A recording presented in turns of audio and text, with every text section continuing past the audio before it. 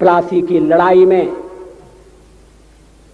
जितने लोग मैदान में लड़ रहे थे उससे ज्यादा लोग मैदान के बाहर खड़े होकर तमाशा देख रहे थे, लड़ाई का परिणाम सुनने की प्रतीक्षा कर रहे थे। देश के भाग्य का निर्णय होने जा रहा था, मगर उस निर्णय में सारा देश शामिल नहीं था। विदेश मंत्री के नाते मैं अफगानिस्तान गया था। आपको सुनकर ताज्जुब होगा, अफगानिस्तान के अपने मेजबानों से मैंने कहा मैं गजनी जाना चाहता हूं, गजनी। पहले वो मेरी बात उनकी समझ में नहीं आई, कहने लगे गजनी तो कोई टूरिस्ट स्पॉट नहीं है, गजनी में कोई 5 स्टार होटल नहीं है, गजनी में आप जाकर क्या करेंगे, गजनी में आप जाकर क्या देखेंगे। मैं उन्हें पूरी बात नहीं बता सकता था।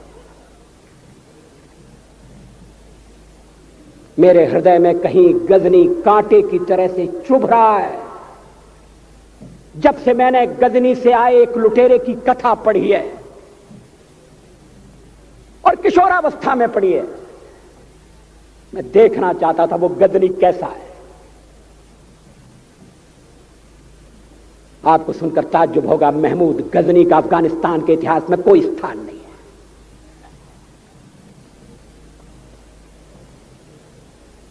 गजनी छोटी सी जगह है, छोटा सा गांव है। कल्पना करिए, सैकड़ों साल पहले वहां धूल उड़ती थी, झोंपड़ियां थी, मगर एक लुटेरा लुटेरों को इकट्ठा करता हुआ सोने की चिड़िया को लूटने के लिए चला आया। आपस की फूट से जो राजा है वो लड़ेगा, जो क्षत्रिय है वो लड़ेगा।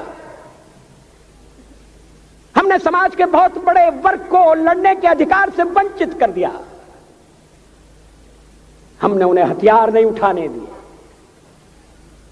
मार्शल नॉन मार्शल के आधार पर हमने समाज को बांट दिया। वो लुटेरा सोमनाथ के मंदिर तक चला गया। पुजारी देखते रहे। मंदिर की पूजा भक्तों को करना पड़ती है। मंदिर तो एक प्रेरणा का केंद्र है। मैं देशपांडे जी की तरह से नास्तिक नहीं हूं, मगर उनकी नास्तिकता में भी जो आस्तिकता है मैं उसका आदर करता हूं, उसका सम्मान करता हूं। वो जिस आत्मविश्वास से नास्तिक होने की बात कहते हैं, तो मैं उनसे कहना चाहता हूं वो सचमुच में नास्तिक नहीं है। जिसकी आस्तिकता है, जिसका विश्वास है, वो नास्तिक कैसे हो सकता है? विश्वास किसमें है ये बड़ी बात नहीं है, विश्वास है या नहीं। हमने समाज के बहुत से बड़े वर्ग को विश्वासहीन बना दिया।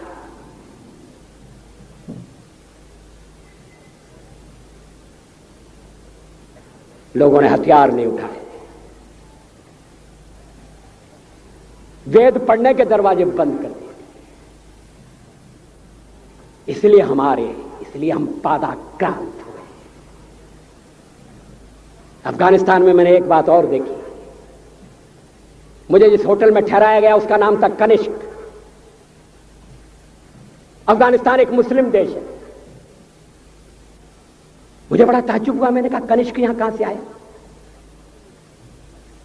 तो मेरे साथ अफगानिस्तान के विदेश मंत्री थे। मैंने कहा कनिष्क आपका कौन लगता है? कनिष्क से आपका क्या संबंध है? कहने लगे कनिष्क हमारा पूर्वज है, कनिष्क हमारा पुरखा है। He was one of our forefathers। मैंने कहा तब तो हमारे आपके पुरखे एक हैं।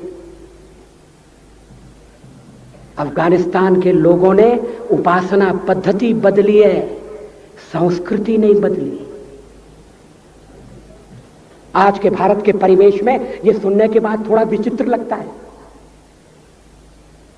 हमारे यहां तो धर्मांतरण के साथ राष्ट्रांतरण होता है, ऐसा दृश्य दिखाई देता है।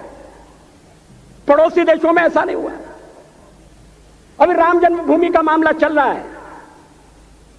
एक विदेशी आए, कहने लगे राम जन्मभूमि का क्या झगड़ा है? हमने कहा इस पर विवाद हो रहा है कि श्री राम कहां पैदा हुए थे, और जहां पैदा हुए थे वो स्थान उनके मंदिर के लिए प्रयुक्त किया जाए या न किया जाए। वो इंडोनेशिया से आई थी, वो मुसलमान है। कहने लगे हम तो समझते थे कि राम के लिए सारे भारत में आदर होगा, सम्मान होगा। हमने कहा ये आपने कैसे समझा? कहने लगे आप तो इंडोनेशिया आ चुके हैं, इंडोनेशिया में बहुत से लोगों ने इस्लाम स्वीकार कर लिया, मगर श्री राम को विस्मृत नहीं किया, श्री राम को भुलाया नहीं। इंडोनेशिया के बाली द्वीप में 1 महीने रामायण की लीला होती है। मैं उस समारोह में जा चुका हूं। उस समय भी विदेश मंत्री मेरे पास बैठे थे। मैंने कहा ये रामायण ये क्या हो रहा है? मैंने कहा एक्सीलेंसी ये मंच पर क्या हो रहा है? कहने लगे एक्सीलेंसी आपको पता होना चाहिए। हमने कहा मुझे तो पता है मगर मैं जानना चाहता हूं। कहने लगे ये रामायण है, ये राम है, ये लक्ष्मण है, ये सीता है। हमने कहा इनसे आपका क्या संबंध है? आप तो मुसलमान हैं। कहने लगे हमारा संबंध बहुत पुराना है, हमारा तब का संबंध है जब हम मुसलमान नहीं हुए थे। थाईलैंड की राजधानी अयोध्या कही जाती है। थाईलैंड के राजा को आज भी राम कहा जाता है। सावरकर जी ने हिंदू राष्ट्र की बात की, हिम्मत के साथ। बुनियादी तौर पर भारत हिंदू राष्ट्र है।